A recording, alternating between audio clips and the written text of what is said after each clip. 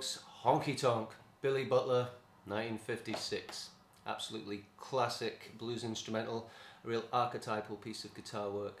So I'm going to walk you through the main guitar parts to play the tune, and we've got three separate choruses of guitar work to get through. So without further ado, let's take a look at that. So chorus number one, the main riff starts with a slide up to D on the B string, and then 2 hits on the F root note on the high E first fret. And then you've got this bend and pulling off to the note of F. Try to keep those other strings muted, unlike me. And then you do the same little twist on the next string up, pulling off to C. Okay. So 2 bends there, pulling off, 1 bend here. So those 3 phrases together.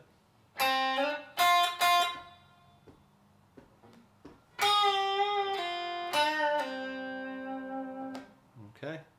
Now just one thing to note here. After that first phrase, you can kind of run that finger right up the neck, and to nowhere in particular, just right up the neck. So I kind of hit it and just slide my hand up like that, and then I kind of catch the strings with both hands and mute the sound. So I'll put that together for you.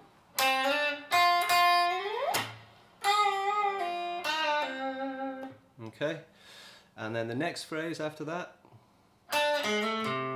so you're going to land on the 5 on the C. So we're going to start from the note of D and then sliding into that minor third of F to the major third, landing on C.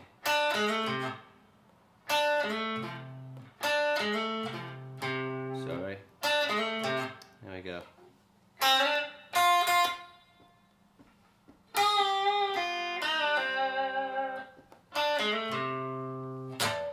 Okay, and that phrase repeats a number of times over the first half of the progression, and then basically when we get to the turnaround, we're just going to use partial chords, basically a sixth of the 5 chord down to the 4 chord, and it's just going to play that whole figure in triplets. So slightly before the start of the bar with the 5 chord, the chord of C, you want to just start that entry to that bar just a little early, a beat early, so kind of coming in there and you're immediately into a triplet pattern, okay?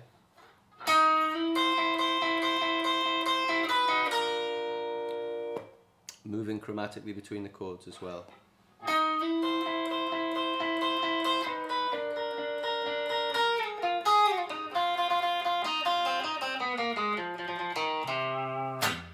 Okay, so that little riff is pretty simple really, although it sounds fancy.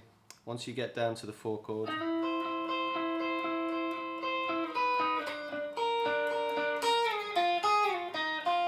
so here on the 4 chord of B flat,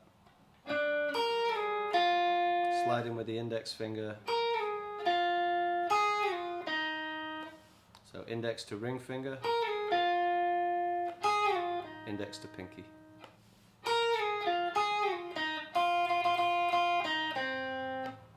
So that's 1 triplet, and then another 1. Okay. And then you do it again. So 1. You just repeat that last phrase twice. Okay, so let's put all of those little moves together.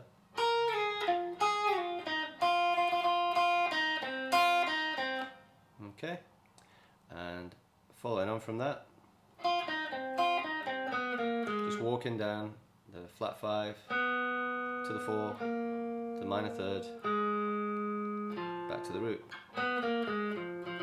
Another triplet on the root there, boom, boom, boom, boom, and then landing on the 5. So slowly through that section.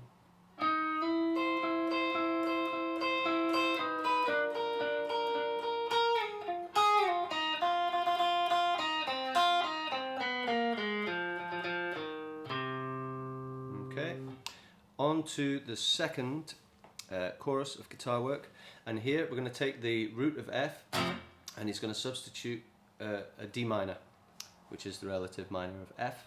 So he's just going to play this pattern, and what you'd like to do here is maybe move your right hand back closer to the bridge, so instead of this sound you get this sound, much more like a sort of Telecaster or a steel guitar kind of harsh attack. Definitely sounds like that's where he's playing that section. And although this would be easier to fingerpick, I think he's probably using a pick. So the way I do it is I just pick upwards 3 times. You could alternate pick it, but because it's groups of 3, you'll have a pattern that goes down, up, down, up, down, up, down, up, down, up, down, up, which I personally find pretty confusing. So I'll just slowly play it in the way that I play it.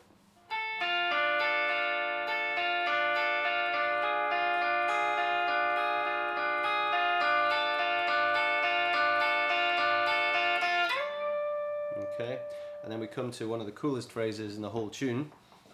So after this D minor section, and all I'm doing on the D minor is just dropping that index finger back 1 place.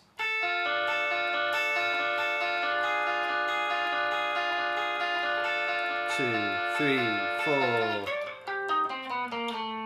Okay, so that riff, you're coming out of the D minor, 10th fret, 8th fret. And you just want to bar that index finger over there and pick upwards again through that whole chord. Coming down, landing on the A there from C to A. Okay, so once more. And then we're going to go straight into the mirror image of the first riff on the F chord, but just played in B flat. Okay, so bending there, the B flat root on the 6th string, and bending off to it.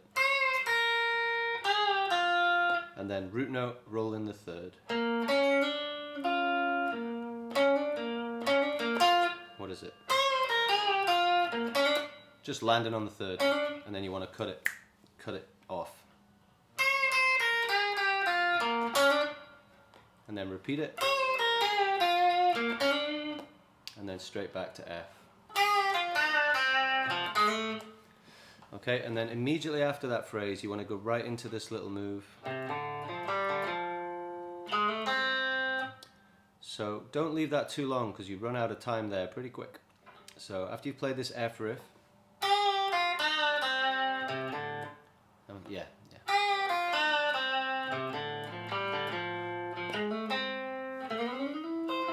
Straight into the turnaround again. Same as the first turnaround, you're just going to run down.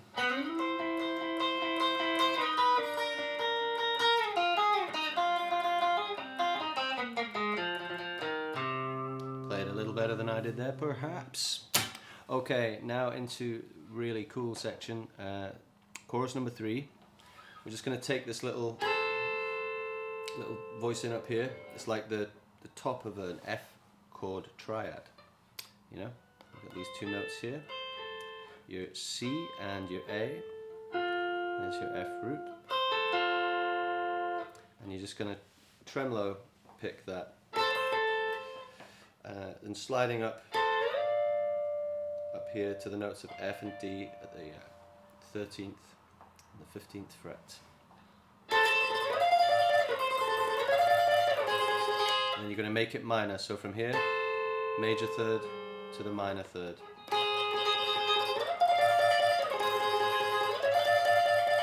Okay, so just listen to Billy Butler's original and get that in your ears how that goes. And basically just gently keep your right hand very relaxed.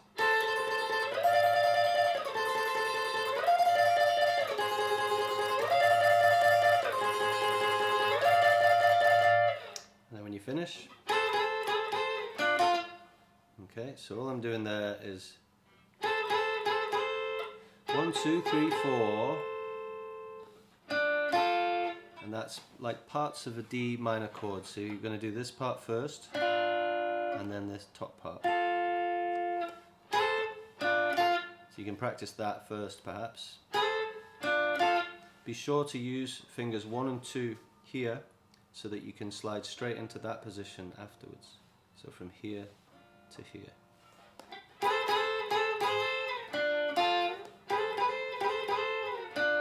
Such a silky little riff.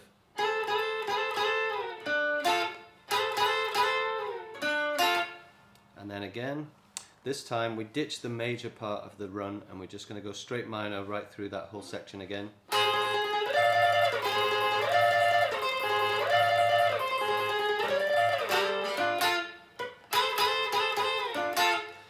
And coming out of that, we're going to take this sort of sixth voicing here over the 5 chord, C6 to B flat 6.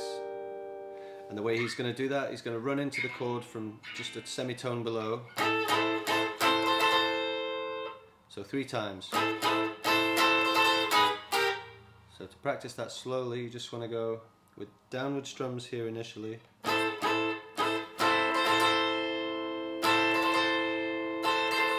Down, up, down, up, down, up.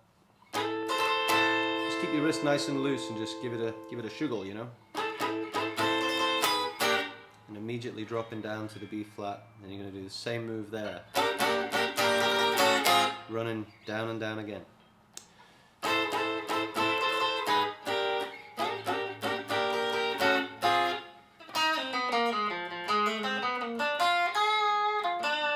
So the key thing here to keep your fingers from getting in the twist is coming down, just focus your attention on the pinky there, so that puts you in position. So when you're here, you just slide that pinky down a tone and focus all your attention on it, and that's going to begin the next phrase like this.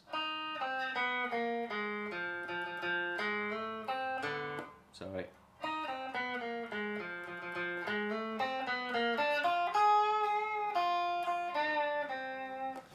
Okay, once again.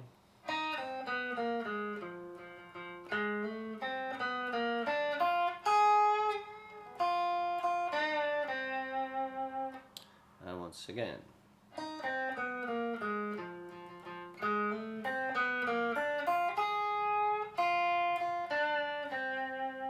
Something along those lines. Okay, so, and then after that we just return back to the boogie bass.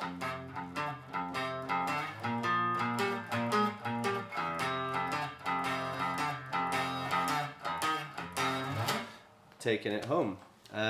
There are basically on our recording, what we've done is we've added after that chorus, we're going to go into the end of Honky Tonk Part 2. So do have a listen to both takes of the tune and pay special attention to the end of section 2 and see if you can figure out. You should have all the tools that you need to figure out what's going on at the end of Honky Tonk 2 with the information I've given you about Honky Tonk 1.